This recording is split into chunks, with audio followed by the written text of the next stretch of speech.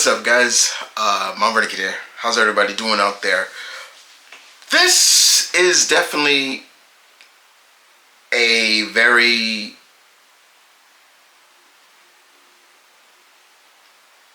loyal, but also a very close to home subject in terms of the geek nation. And I wanted to give my thoughts on it because I heard it, I read it today on Variety.com, and it involves the hero that I grew up with, that was my hero for a long time, especially as a child growing up, before I really got so intertwined with the webhead. And that hero is He-Man. Now, make no mistake about it, guys. I still love He-Man to this day. He will always be a part of me. He will always be as much still the hero that I loved. And just to show you kind of how much he was growing up, when I was growing up, I fondly remember, and my family also remembers many times, me running around in my underwear with the Sword of Power screaming, "I have the power." And wearing He-Man underwear. When I was a kid, it was He-Man, Thundercats, Voltron, Transformers, G.I. Joe, Turtles came later, Ghostbusters was in there. Like that was my kick. That was my niche in terms of that. He-Man was right up there. I had every toy, and I thank my dad every day because he would always find every toy I needed. I would tell my dad, I need Merman. Can you get him? And next you know, he'd come back and he had it for me.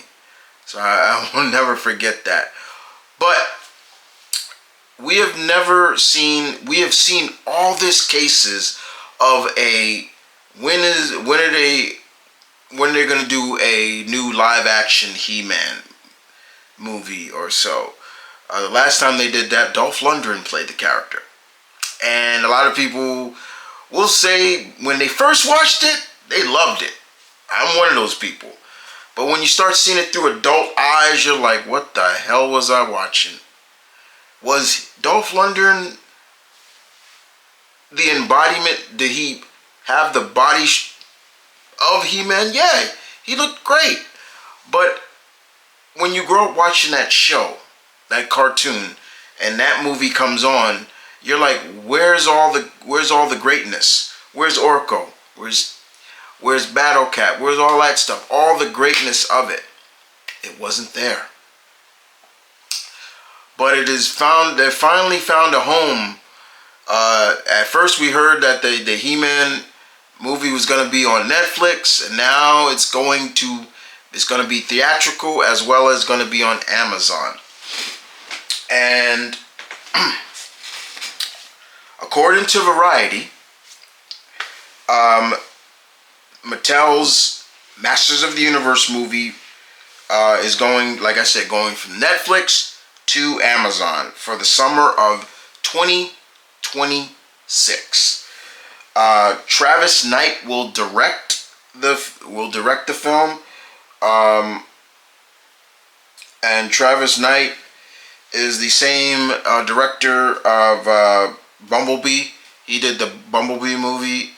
I did like the Bumblebee movie. I thought that was really good. He also directed Kubo and the Two Strings. And the screenplay is going to be written by Chris Butler. And they kind of give a official synopsis of what the movie is going to be something like. Now, I want y'all to hear this first, because when I read this, I was a little bit like, oh, okay, but hear it out. So, according to Variety, And I'll leave the link in the description down below if y'all want to read the whole article. But according to Variety, the movie's theatrical release is coming June 5th, 2026. And here's the synopsis. So listen carefully. Here we go. So, the official synopsis is Masters of the Universe introduces a 10-year-old Prince Adam who crashes to Earth in a spaceship and was separated from his magical power sword. The only link to his home on Eternia.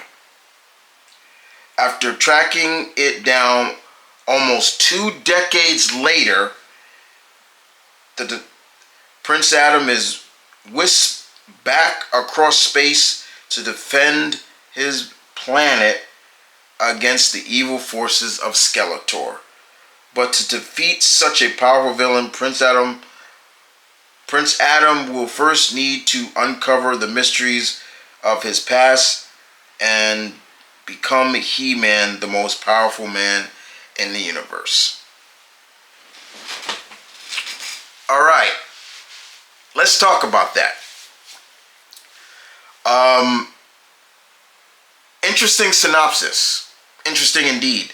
So basically what it seems to be is that I don't know what is it. What does this mean? Does this mean that Eternia was attacked by Skeletor and Prince King Randor and Queen Marlena sent, tried to get Adam away from the destruction, and he lands on Earth and gets separated from his sword, and it takes him 2 decades to find the sword, which is very interesting, and he is just magically wished back to Eternia, and now he must...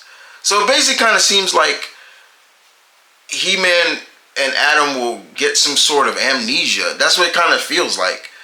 I'm 50-50 on this, very much. And I believe it when I see it, because they've been promising a He-Man film for a long time, and it's never come true. I don't hate it, but I am very wary of it, because plans can change. You could say all that synopsis you want now, but plans can change on the fly. We all know that. We know that very carefully. So hopefully we'll see. But we still got a long way to go. It ain't coming. It's 2 years. They say 2 years. Adapting a franchise like the Masters of the Universe, He-Man, He-Man to live action is hard. It can be hard because you want to please the hardcore fans, the fans that grew up with this series, like yours truly, but you also want to bring in new fans as well. That's why we've seen on Netflix they have like 2 different He-Man cartoons. They got one that is more in tune for us, for fans who grew up with the series, and then a newer one which I don't really care for because I don't like that CGI, that kind of animation to bring in new fans. All in all, all I'm saying is that I'm weary. I hope it does well. They say Skeletor, but I'm hoping we don't just see Skeletor. We need the rest of his evil minions, like Trapjaw and Clawful and Triclops and Beastman and of course Evil Lyn. The one thing I will give credit to for the 80s movie, Meg Foster as Evil Lyn. She killed it. Them eyes, and those are real eyes. Those are her real eyes. Those are not fake. You ever see Meg Foster in person? Just look at her eyes. Those eyes are real. She played that role very well. And Frank Langella, I can't pronounce his last name. I thought he was a great Skeletor, but I do want to see a more up-to-date version that is paying more homage to the franchise, the shows, and not too much of a mixture of Star Wars. That's where the first movie went wrong. It was too much Star Wars based and not more based in sorcery and technology. That's what the He-Man franchise has always been about. Sorcery and technology. So, but I'm still wary, guys. How about you? So I like to hear from you guys, my pack, and to all my fellow He-Man fans out there.